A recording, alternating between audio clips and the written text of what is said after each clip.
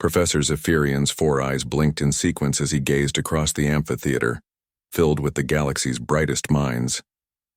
The theoretical xenophysics lecture hall at the Galactic Institute buzzed with the soft hum of translation devices and the occasional chirp from a Catherian student's breathing apparatus. Today's lesson would cover the infamous temporal cascade paradox, a puzzle that had stumped the greatest intellects for over a millennium. As you all know, Zephyrian began, his crystalline voice resonating through the chamber, the temporal cascade paradox represents one of our civilization's greatest unsolved mysteries. The theoretical framework suggests that consciousness itself creates temporal anchor points, but the mathematical proofs have eluded even our most advanced quantum computers. In the back row, tucked between a towering Gorvani and a blob-like Matherian, sat Marcus Chen, the lone human in a class of 300 alien students. His presence had caused quite a stir when he'd first arrived at the Institute. Deathworlders were rare in academic circles, most considering them too primitive and violence-prone for higher learning. Marcus had proven them wrong by securing the highest entrance scores in the Institute's history, though many attributed this to some kind of statistical anomaly. Professor Thylex, the co-instructor whose translucent green form shimmered with nervous energy, activated the holographic display. Complex equations materialized in the air, their elegant symbols dancing in three-dimensional space. For today's exercise, we'll examine why the consciousness variable C cannot be integrated into the temporal matrix without creating infinite recursive loops. Marcus leaned forward, his brown eyes scanning the equations with interest. While his classmates took meticulous notes with their various appendages, he simply watched and absorbed. The other students had always found his stillness unnerving. Most species fidgeted, twitched, or displayed some form of continuous movement. Humans, they'd learned, could be disturbingly motionless when concentrating. The fundamental issue, Professor Zephyrian continued, lies in the assumption that consciousness operates linearly through time. Every civilization that has attempted to solve this paradox has failed, because they cannot conceptualize consciousness existing outside traditional temporal flow. A Valaxian student raised one of her 6 arms. Professor, hasn't the Eternal Council of Mathematicians declared this problem unsolvable?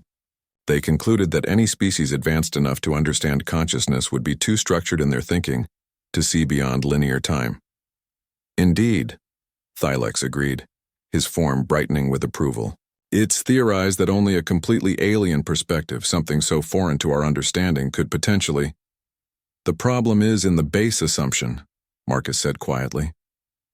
The amphitheater fell silent. 300 pairs of alien eyes turned toward the human. Professor Zephyrian's 4 eyes focused on Marcus with surprise. The Deathworlder rarely spoke in class. I'm sorry, Mr. Chen, could you elaborate? Zephyrian asked, his tone carrying a mixture of curiosity and condescension. Marcus stood up, his movements fluid and controlled in a way that made several nearby students instinctively lean away. You're treating consciousness like it's separate from time. But what if consciousness doesn't experience time? What if consciousness creates the illusion of time? A ripple of chittering and buzzing swept through the classroom. Professor Thylex's form dimmed with what his species expressed as confusion. Mr. Chen, that's not how temporal mechanics work. Time is a fundamental force of the universe, is it? Marcus walked down the steps toward the holographic display, ignoring the way students scrambled out of his path.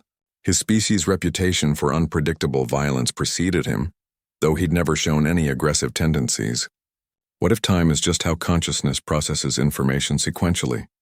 What if the universe actually exists in a state of infinite simultaneity, and consciousness creates the experience of now by focusing on specific information sets? Professor Zephyrian's crystalline form began to resonate with harmonic overtones, a sign of extreme distress in his species. That would mean every moment that ever was or ever will be exists simultaneously. Exactly. Marcus reached the display and gestured at the equations. If consciousness creates time rather than existing within it, then the variable C isn't something you integrate into the temporal matrix. Consciousness is the temporal matrix. The recursive loops aren't a bug, they're a feature. He pointed at a section of the equation. Here, where you have the infinite regression, that's not mathematics breaking down, that's mathematics describing how consciousness continuously creates the experience of causality by selecting which simultaneous reality to perceive next. The silence in the amphitheater was deafening. Professor Thylex's form had gone completely transparent with shock. Several students had activated emergency breathing apparatus, their stress levels spiking dangerously. Marcus continued, unaware of the panic he was causing. The temporal cascade paradox isn't unsolvable.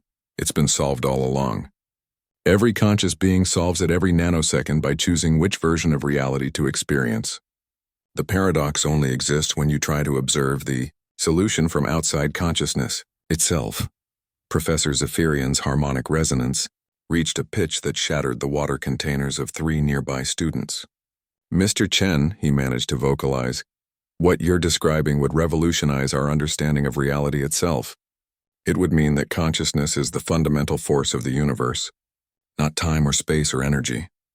"Maybe," Marcus shrugged, the casual gesture somehow more terrifying to the alien audience than any display of aggression could have been. "I just figured it was obvious. I mean, you can't solve a puzzle about consciousness by thinking outside of consciousness. That's like trying to see your own eyes." The human walked back to his seat, leaving behind a classroom full of beings whose worldviews had just been fundamentally shattered. As he sat down, Marcus pulled out a simple paper notebook and began sketching what appeared to be a solution to 3 other millennium-old paradoxes. Completely unaware that he had just accidentally unified the greatest philosophical and scientific questions in galactic history, Professor Zephyrian looked at his co-instructor's barely visible form and realized with growing horror that they might need to contact the Galactic Council immediately. The Deathworlder hadn't just solved a puzzle, he had casually rewritten the fundamental nature of existence itself. And he seemed to think it was elementary.